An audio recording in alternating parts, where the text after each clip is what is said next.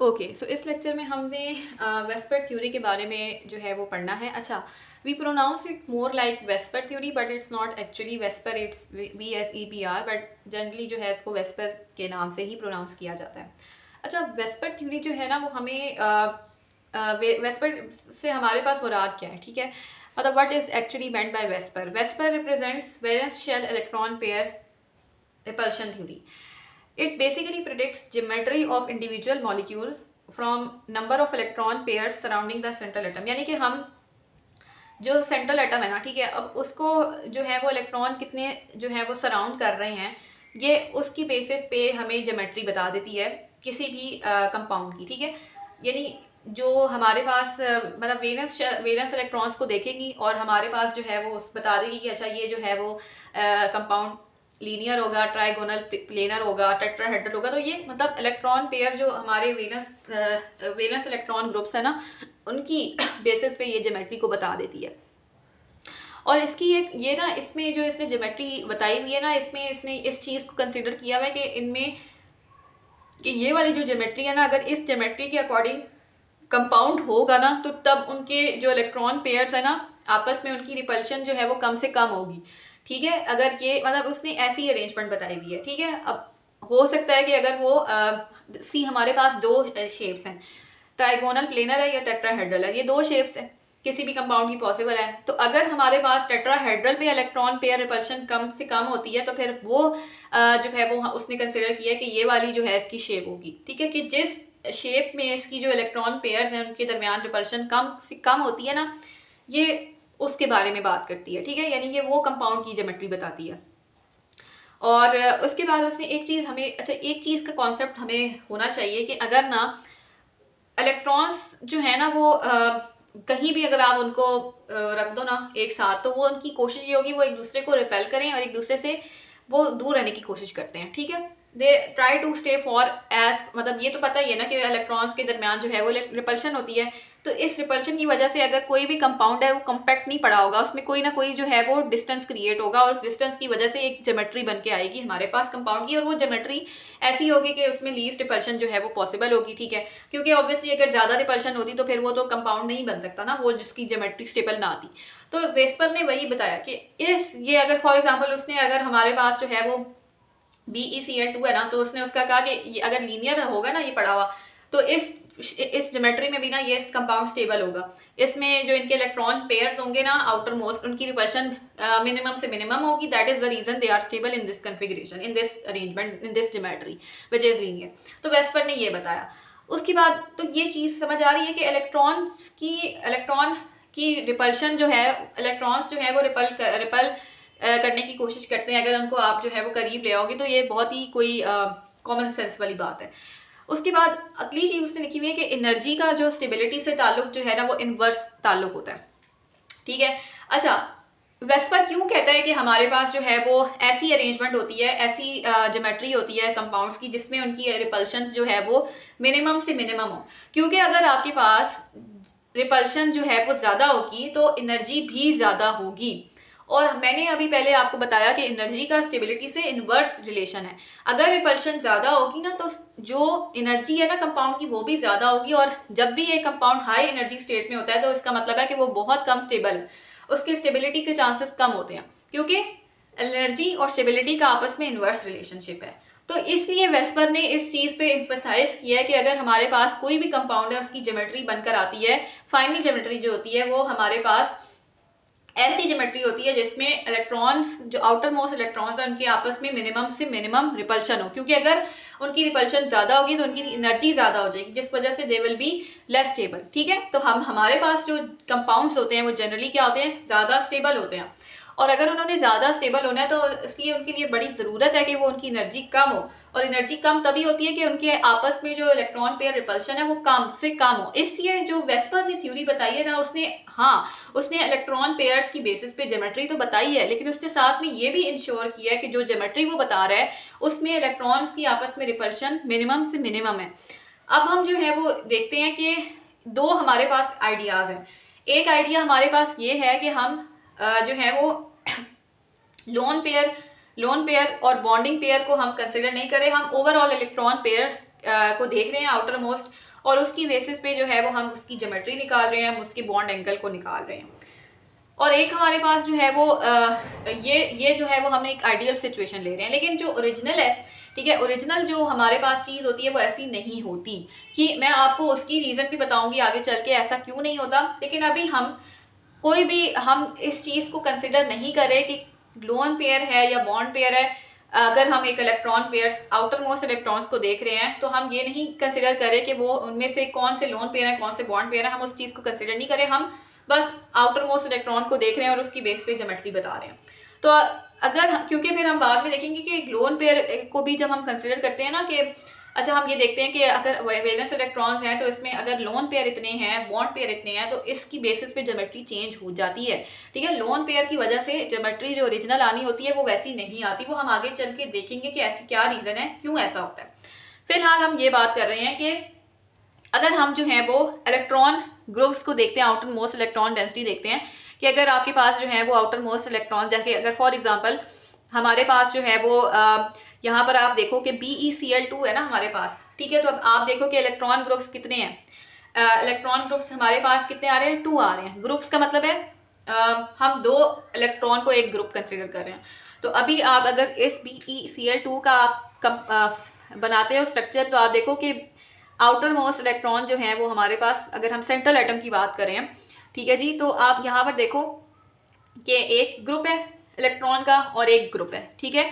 हम अगरचे इस कंपाउंड के अंदर जो है वो लोन पेयर नहीं है, लेकिन हम तो जो है वो अभी ओवरऑल देख रहे हैं कि हमारे पास जो BeCl2 है उसके अगर हम सेंट्रली प्लेस्ड एटम के इलेक्ट्रॉन ग्रुप्स को देखते हैं, एक ग्रुप का मतलब है 2 इलेक्ट्रॉन। तो अभी आप देखो कि इसके कितने ग्रुप्स हैं, 2। अगर हमारे पास 2 इलेक्ट्रॉन के ग्रुप्स होते हैं तो हमारे पास जो ज्योमेट्रिक अरेंजमेंट आती है वो आती है लीनियर। और लीनियर की जो एंगल बनता है बॉन्ड एंगल, बॉन्ड एंगल का मतलब है कि A और X के दरमियान जो एंगल है वो क्या है, ठीक है। तो ये अभी अगर हम कंसिडर करते हैं कि अगर 2 इलेक्ट्रॉन ग्रुप्स हैं तो जो ज्योमेट्री आती है हमारे पास क्या कहते हैं उसको, कंपाउंड की, ठीक है, तो वो ज्योमेट्री क्या आती है, लीनियर। समझ आ गई ये बात। और फिर एंगल जो है वो हमारे पास क्या बनता है, 180 डिग्री। ये बात आपने याद रखनी है, ठीक है। अब हम जो है वो कंसिडर करते हैं कि अगर 2 इलेक्ट्रॉन ग्रुप्स के बजाय हमारे पास 3 इलेक्ट्रॉन ग्रुप्स हैं तो फिर क्या सिचुएशन होगी, फिर जो है वो सिचुएशन हमारे पास BH3 की एग्जांपल देखो।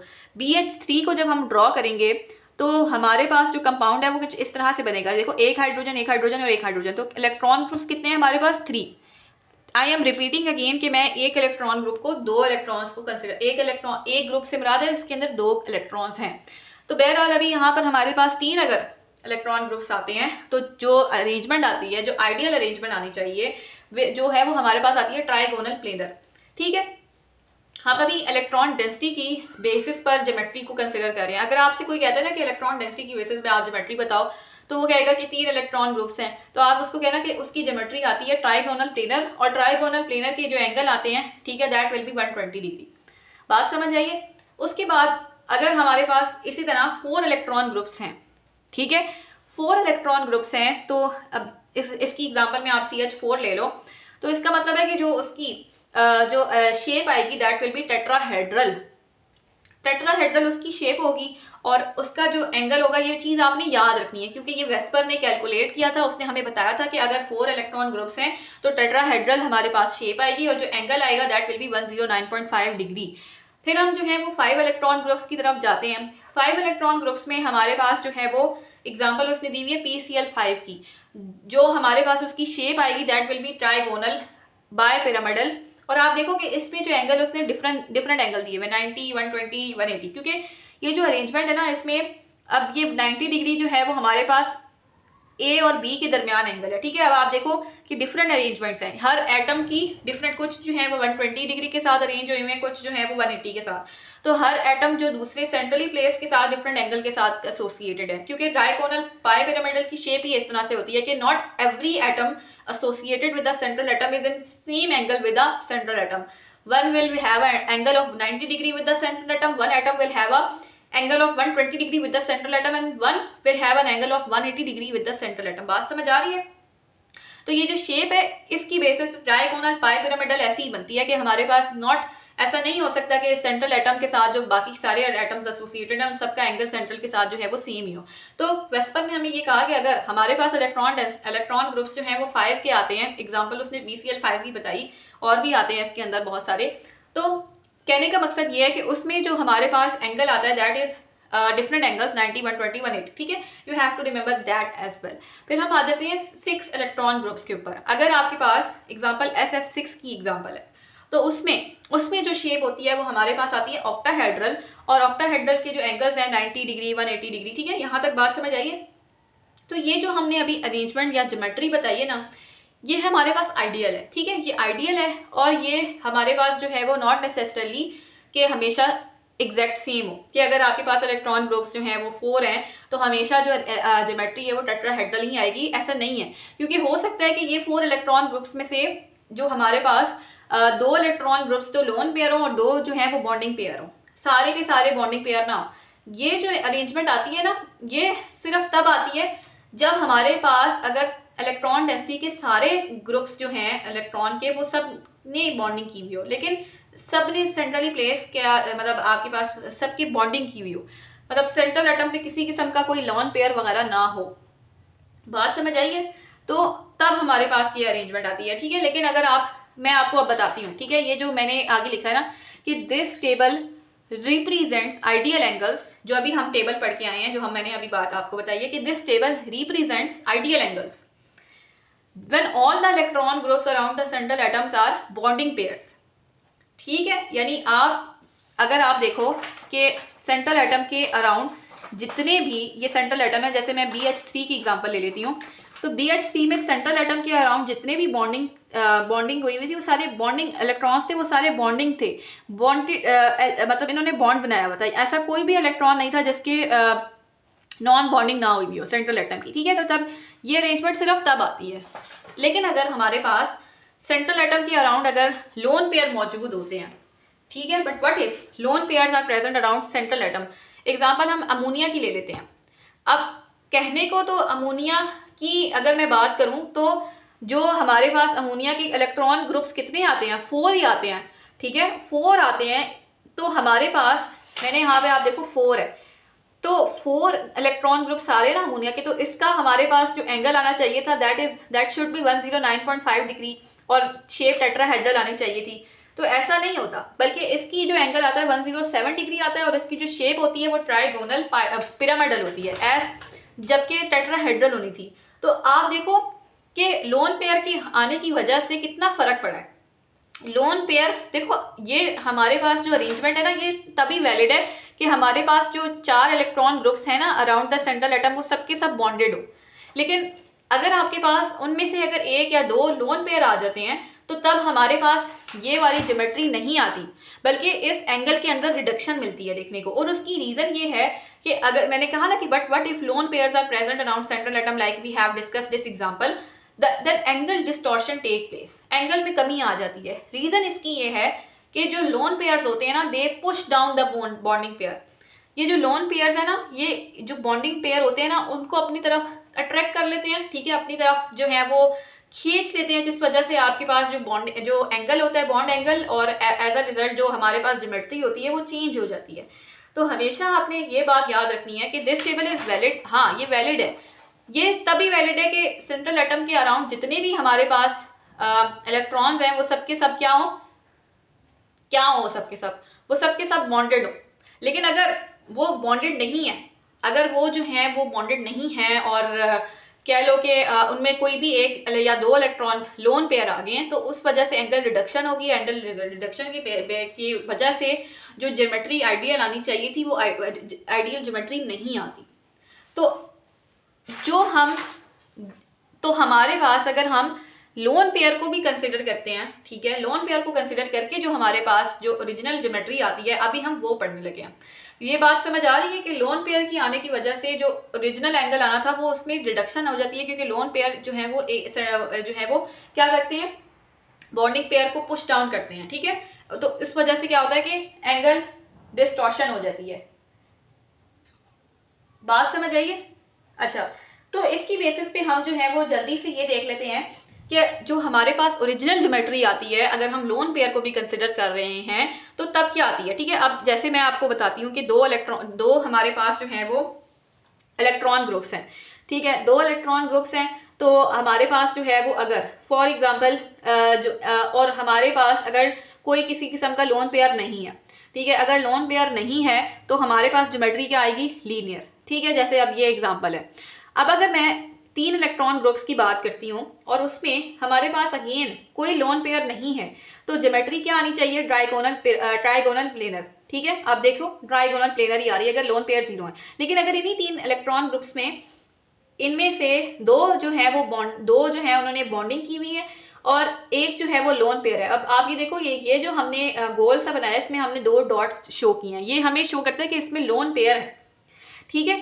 तो हमारे पास क्या होगा कि इसमें जो ज्योमेट्री आएगी दैट विल बी बेंट, ठीक है। हमने यहाँ पर पढ़ा था कि जो 3 हमारे पास इलेक्ट्रॉन ग्रुप्स आते हैं उनकी ज्योमेट्री क्या होती है, ट्राइगोनल प्लेनर होती है। लेकिन अभी यहाँ पर भी 3 इलेक्ट्रॉन ग्रुप्स हैं, लेकिन फिर ज्योमेट्री क्यों एंगुलर बेंट आ रही है, क्योंकि लोन पेयर है ना, इसमें एक लोन पेयर है 3 में से।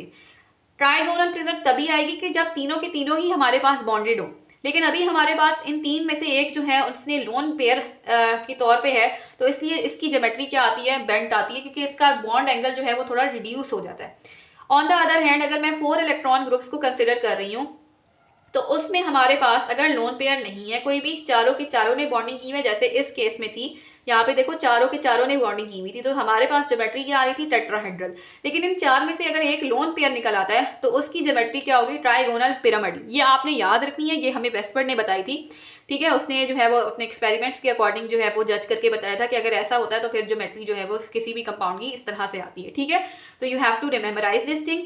मैंने कॉन्सेप्ट आपको दे दिया कि ऐसा क्यों है, ठीक है, कि हमारे पास अगर 4 इलेक्ट्रॉन ग्रुप्स हैं तो उसमें चारों की चारों लोन पेयर चार बॉन्डेड है तो टेट्राहेड्रल है, एक लोन पेयर है तो ट्राइगोनल पिरामिडल है, और अगर 2 लोन पेयर है तो एंगुलर या बेंट हमारे पास ज्योमेट्री आएगी, ठीक है। ये इस तरह से याद रखना है। फिर 5 अगर इलेक्ट्रॉन ग्रुप्स हैं तो क्या होगी, लोन पेयर कोई नहीं है तो डायगोनल बाय पिरामिडल, जैसे कि यहाँ पे है।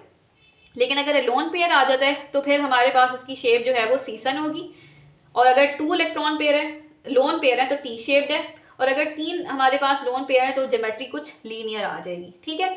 इसी तरह 6 इलेक्ट्रॉन ग्रुप्स हैं तो जैसे मैंने यहाँ पे बात की कि ऑक्टाहेड्रल है, अगर लोन पेयर कोई नहीं है तो ये आ रही है। लेकिन अगर लोन पेयर एक है तो स्क्वायर पिरामिडल आएगी, अगर 2 लोन पेयर है तो स्क्वायर प्लेनर आएगी, और अगर 3 लोन पेयर है तो टी शेप्ड आएगी, और अगर 4 लोन पेयर है तो फिर हमारे पास जो ज्योमेट्री आने वाली है वो होगी लीनियर। तो ये एज इट इज आपने इसको अच्छा सा मेमोराइज करना है। लेकिन कॉन्सेप्ट आपको होना चाहिए कि लोन पेयर की आने की वजह से जो ओरिजिनली 4 इलेक्ट्रॉन ग्रुप्स है तो ओरिजिनली इन सब के जो है वो शेप क्या होनी चाहिए थी, टेट्राहेड्रल। लेकिन अगर लोन पेयर हमारे पास है ना उसमें तो क्या होगा, फिर ट्राइगोनल पिरामिडल हो जाएगी, ठीक है। ये बात थी, ये बात समझने की कोशिश करनी है, ये याद रखना है। और फिर आपने ये देखना है कि अगर आइडियली ये है, लेकिन हमारे पास लोन पेयर की आने की वजह से जो रियल हमारे पास है वो ये बनती है, ठीक है। अच्छा, उसके बाद हम जो है वो, जैसे कि मैंने अभी पहले अमोनिया की एग्जांपल ली थी, मैं अगर वाटर की एग्जांपल लेती हूँ तो इसमें भी आप देखो 4 हमारे पास इसमें इलेक्ट्रॉन ग्रुप्स हैं। तो ओरिजिनली 4 इलेक्ट्रॉन ग्रुप्स अगर हम आइडियली देखते हैं तो 4 इलेक्ट्रॉन ग्रुप्स की तो ज्योमेट्री टेट्राहेड्रल आती है और एंगल 109.5 डिग्री आता है। लेकिन ऐसा नहीं है, इसका जो शेप है वो बेंट मॉलिक्यूलर शेप होती है और एंगल 104 डिग्री होता है इंस्टेड ऑफ 109.5, क्योंकि हमारे पास इसमें अगर आप देखो तो लोन पेयर कितने हैं, 2 लोन पेयर है, उन 4 में से 2 लोन पेयर है। इसमें 4 में से एक लोन पेयर था तो एंगल में 109 से 107 हो गया था, कम थोड़ी रिडक्शन आई थी। अब अगर 2 लोन पेयर है तो मजीद 109, आप देखो 109 से 104 पे चला गया, मजीद रिडक्शन आई हुई है, ठीक है। जितने लोन पेयर्स होंगे उतनी ही एंगल के अंदर रिडक्शन आएगी और उतना ही हमारे पास जो ज्योमेट्री है वो चेंज हो जाएगी, और जो कि हमने यहाँ पे पढ़ी है, ठीक है। अच्छा, the greater the number of lone pairs the greater the reduction in ideal angle the smaller the angle, ठीक है। तो ये बात है, ठीक है, समझ आ गई। अच्छा, उसके बाद हमने थोड़ा डिफरेंस देख लेते हैं कि एक होती है इलेक्ट्रॉन डोमेन की ज्योमेट्री और एक होती है उसकी मॉलिक्यूलर शेप, ठीक है। मॉलिक्यूलर शेप जो है वो हमारे पास तब निकल कर आती है, ये तो इलेक्ट्रॉन डोमेन की ज्योमेट्री है जो हमने आइडियल यहाँ पर डिस्कस की। अगर हम सिंपल देख रहे हैं कि इलेक्ट्रॉन पेयर कौन क्या कितने हैं, हम ये नहीं देख रहे कि लोन पेयर है कि नहीं है, हम सिर्फ बस कंसिडर करें कि सारे उनमें जो है उन्होंने बॉन्डिंग की हुई है, तो वो हमारे पास ज्योमेट्री तब आती है electron domain geometry. Only refers to places where there are electrons, ठीक है। अब जैसे वाटर मॉलिक्यूल की मैं बात करूँ तो 4 इलेक्ट्रॉन डोमेन है, हम इसमें लोन पेयर को कंसिडर नहीं कर रहे, और हम जो है वो अगर 4 इलेक्ट्रॉन पेयर डोमेन के अकॉर्डिंग इसकी ज्योमेट्री निकालते हैं तो वो तो टेट्राहेड्रल आ जाएगी, ठीक है। लेकिन अगर मॉलिक्यूलर शेप, मैंने इसकी जो ओरिजिनल शेप देखनी है वो हम तब निकल कर आती है कि जब हम लोन पेयर के इफेक्ट को भी कंसिडर करते हैं, ठीक है। तो तब हमने जब लोन पेयर के इफेक्ट को कंसिडर किया और जो ओरिजिनल शेप हमारे पास आई that was the bent shape, there was a reduction in angle, ठीक है, क्योंकि लोन पेयर जो है वो पुश डाउन करते हैं बॉन्डिंग पेयर को अपनी तरफ, ठीक है। तो हमारे पास जो ओरिजिनल शेप होती है वाटर की वो होती है बेंड।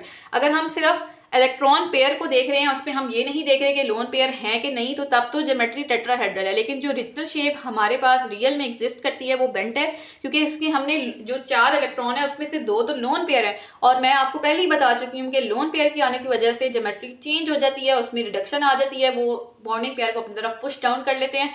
तो इसलिए जो ओरिजिनल शेप है हमारे पास वाटर की वो बेंट है। अमोनिया की जो ओरिजिनल शेप है वो हमारे पास डायगोनल पिरामिडल है, अगरचे इसकी तो 3 हमारे पास 4 इलेक्ट्रॉन पेयर थे तो इसकी तो टेट्राहेड्रल आनी चाहिए थी, लेकिन ऐसा नहीं हुआ। I hope so VSEPR theory और उसका कॉन्सेप्ट जो है वो अच्छे तरीके से आपको समझ आ गया होगा। लेकिन मैं आपको जो है वो ये बात ज़रूर मेंशन करूँगी कि ये जो हमने ज्योमेट्री पढ़ी है ये वेस्पर ने थ्रू एक्सपेरिमेंट जो है वो जज की है। इसमें हम ये नहीं कह सकते कि ऐसी क्यों आई है। उसने जो है एक्सपेरिमेंटली ये देखा है कि इसकी ज्योमेट्री लोन पे अगर इतनी है तो इतनी आ रही है, ऐसी है तो इतनी है, तो इस पे जो है वो हम मज़ीद डिस्कशन नहीं कर सकते। लेकिन हमें जो है वो कॉन्सेप्ट होना चाहिए कि क्यों ऐसा है, आइडियली क्या है, और जो रियल में एग्जिस्ट करता है क्यों है, क्योंकि लोन पेयर आ जाते हैं तो फिर ज्योमेट्री चेंज हो जाती है। हम ये एक्सपेक्ट कर रहे थे कि हमारे पास ये ज्योमेट्री आएगी, लेकिन जो ओरिजिनल आ रही थी वो ये थी, क्योंकि हमारे पास जो है वो इलेक्ट्रॉन ग्रुप्स में सिर्फ हमने बॉन्डिंग पेयर नहीं देखने होते, हमने लोन पेयर को भी देखना होता है, और लोन पेयर के आने की वजह से ज्योमेट्री चेंज हो जाती है। आई होप सो लेक्चर समझ आया होगा। अब तक के लिए अल्लाह हाफिज़।